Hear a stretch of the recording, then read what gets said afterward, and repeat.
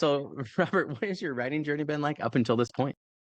Well, that was something that I was trying to think about when, I read the question. But for me, I think, and I would say most authors, it's a journey both of excitement and trepidation. It also has a lot of self-doubt in it. For me, anyway, it's like when I started wanting to write, it's like, what am I going to write? Where am I going to start? And, most people go through and read books on how to, you know, write books, but there's no books out there that tell you how to write your book.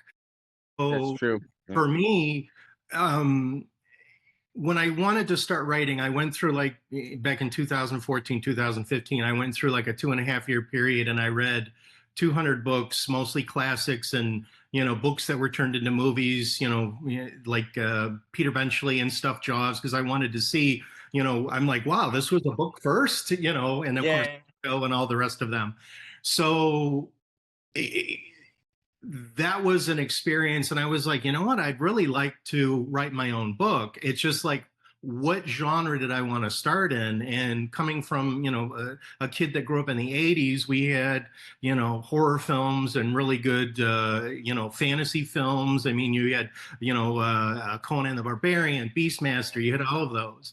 And I really liked the Dresden Files by Jim Butcher Oh yeah, yeah. and of course Harry Potter. And I really felt comfortable in urban fantasy because um, I applaud people that can write, and create their own worlds. I mean, Tolkien is he's a god when it comes to that sort of thing.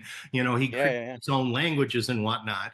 But for me, that was more of a comfort zone. So when I first started writing, I'd write a chapter or two and then I'd give it off to my wife and other members of my family, which I apologized in advance for torturing them, reading all of those first drafts. Yeah. And I think I went through maybe 6 or 7 drafts before I got something that I think it was my wife or my mother-in-law that said, you need to keep going. This is actually pretty good. And I'm grateful and that I had that support structure of people that could give me at least critiques and say this stinks, you need to start from square one, or this is a good, Yeah. I like this character, keep going with it. And then once I got into the whole writing phase, and like I was saying before, nobody teaches you there's no book out there that tells you how to write your own book.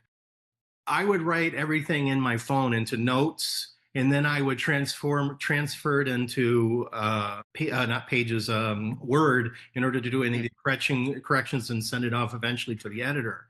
And I kind of had a leg up in that because I worked in the graphic arts field for about Oh, 33 years. nice. So I Yeah, know yeah. about formatting books and text and how you do this. And I also have a background in art. So that helped when I was wanting my covers created. It was one of those things I wanted a specific color, a cover, and I found images that I wanted to use. And I'm like, well, I can't pirate them. So I contacted the artist. His name is Darren Horley, and he's in England. And I Great asked him, artist. hey, can I use this? And he was really awesome about it. He's like, no, you can't use those. But what I can do is I can manipulate them. And if you'd like, I could do your cover for you. So I got all the elements together, created them, sent them off to him. And he was the one that created my first cover. And it was just awesome. And of course, the one thing I can say to other authors is ask. The only thing somebody can say is no.